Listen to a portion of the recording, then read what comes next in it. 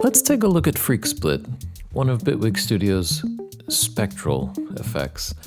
Now, most audio effects think in the amplitude domain, seeing waveforms like the pressure changes in the air that a microphone records. It sees single fluctuations of compressions, rarefactions, and a single result. The whole waveform is treated together and processed together. Now, spectral devices think differently. By dividing the incoming waveform up into thousands of frequency bands, these individual pieces can be analyzed, can be resorted, can be processed individually. There's just a lot more that's possible for each of these individual frequency bands.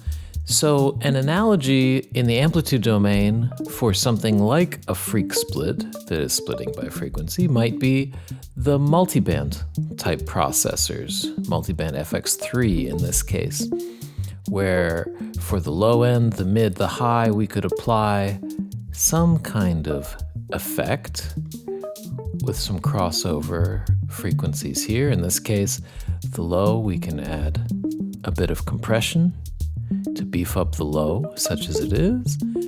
To the high end, maybe that's the place we want our reverb to be. So just letting that portion of the signal ring out instead of all the muddy middle and all the rest. And for that middle, we could be subtle by adding a bit of a rotary effect to move things around, or even break the sensibility of all of it and add a frequency shifter. So, whether it's kalimba or something else, in the amplitude domain, this is kind of the best analogy. We're splitting the signal into individual bands and then being able to deal with them separately.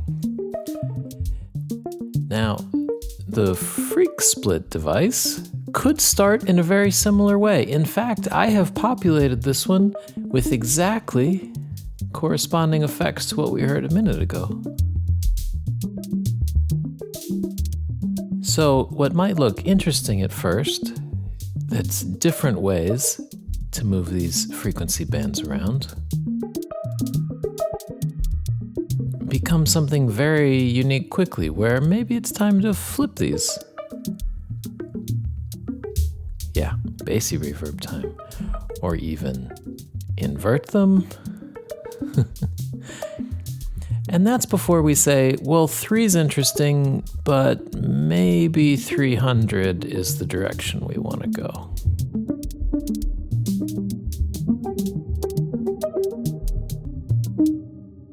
So, here we've got a FreakSplit, and it is already populated with some effects. Let's just go.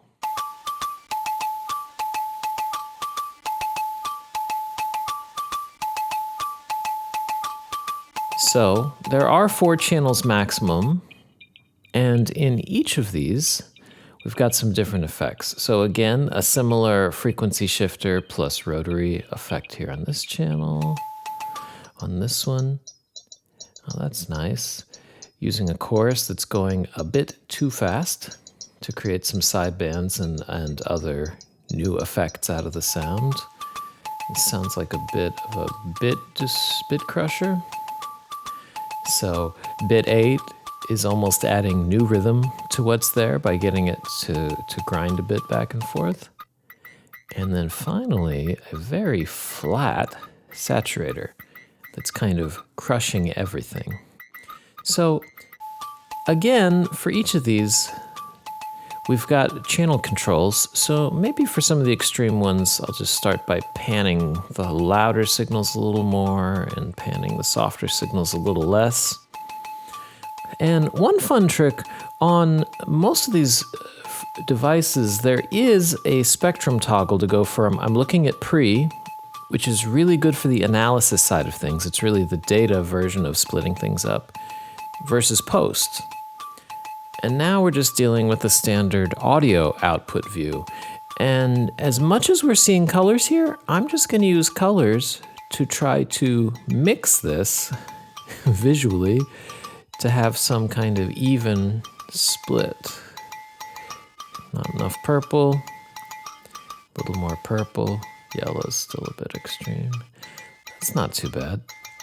So I'll switch back to the preview just to see these things as they go.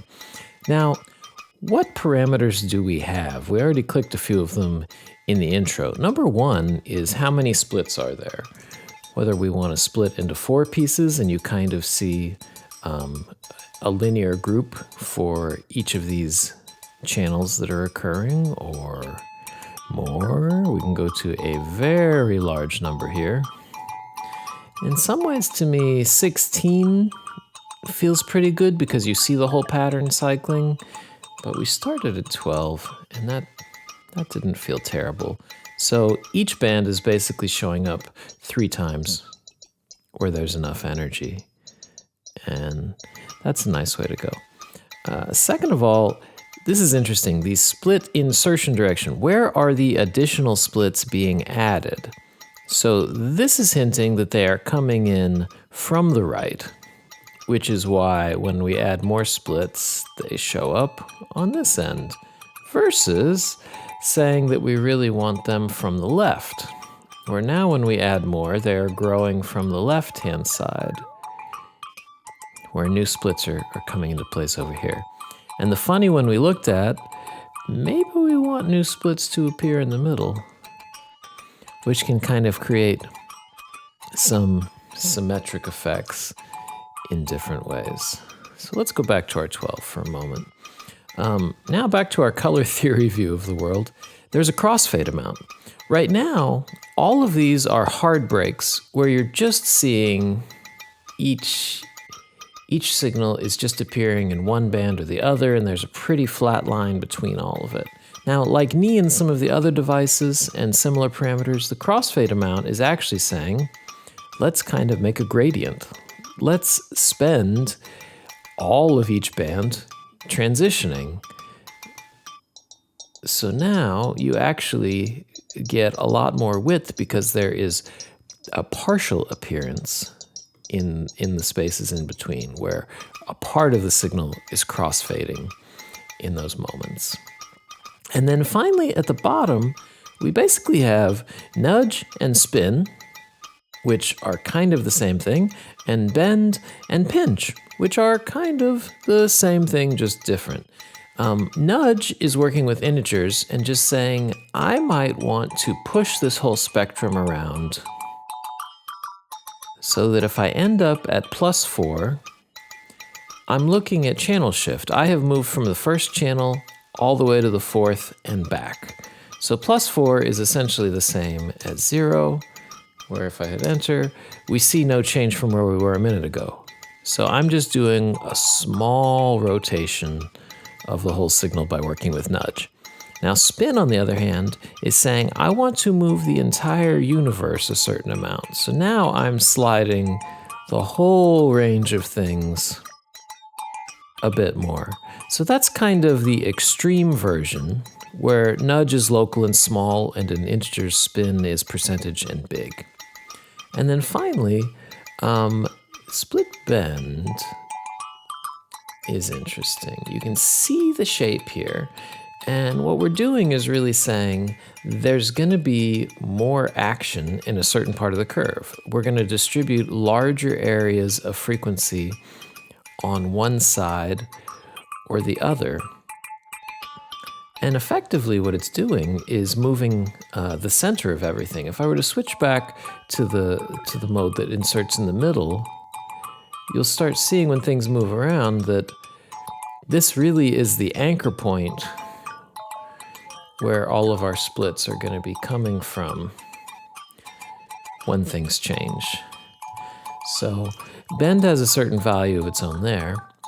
And then pinch is really just saying, are we grouping them together tightly and then having large bands on the outside? Or are we spreading out this middle area and making it have bigger chunks and then just leaving a little bit on the end? And as you might have figured out, this nice XY control, aside from making the bend and pinch icons dance a bit, is a really interesting performance control. for just grabbing hold of everything. And there is one final parameter here in the end, which is the option of a spectral limiter. Now, the reason this is a little different is you might have some frequencies that are just going a bit out of control, like this yellow bit we had, if it was strong again, or even just these purple-red mid portions we've got right now. We can now engage a limiter that is calculating the gain, so we are suddenly visualizing gain, which we're not normally doing, and then saying, well, let me set a maximum for all of the bands, but I don't want to crush the things that aren't reaching that maximum. So whether this is just a unique way of trying to quiet things out and make your own little bit reduction, or it just needs to rein in a couple mouthy frequencies and not go everywhere. That's an option that we have. Now, as was alluded to, what starts to become interesting is the idea of modulating any of these parameters. Because if I set up an LFO that's just saying I am beat synced, I am 2 bars long, and I am pushing in a phaser-like 0 to 1 pattern, maybe nudge is fun.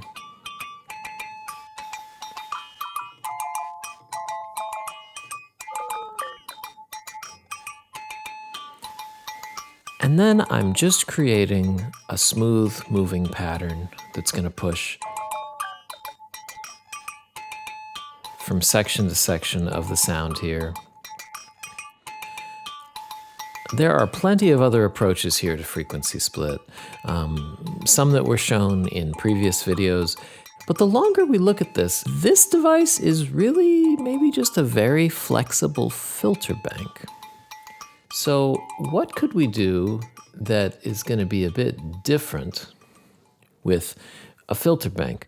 Well, of course, I think I might want to throw test tone in here, because we need more test tone presets in the world. Nothing like a square wave, just pushing straight through. Now, from here, as we make adjustments, we don't hear any change. Remember, the reconstructive nature of the spectral devices is that if nothing is happening on the output, then everything is just the same, even when it's fully wet. So let's go ahead and just solo one of these bands, because maybe one of these channels is enough and might land us in an interesting place. So now, yes, we're definitely exploring overtones a bit. We could land somewhere here. We could push it around a little. It's nice to have those harmonics appear and reappear. It doesn't feel bad. Maybe even spin it back down. Because in the end, I do have an eighth note synced phaser type thing here, and I do have a bar synced LFO as well. So maybe it's time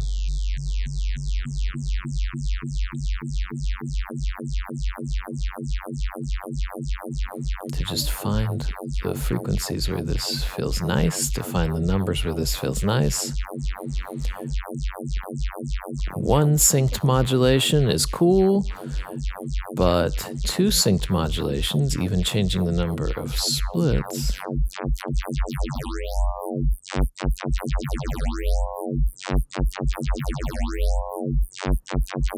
yeah, okay.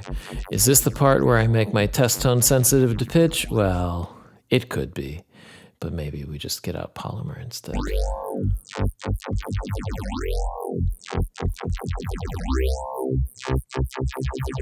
So thank you for joining us. See you again soon.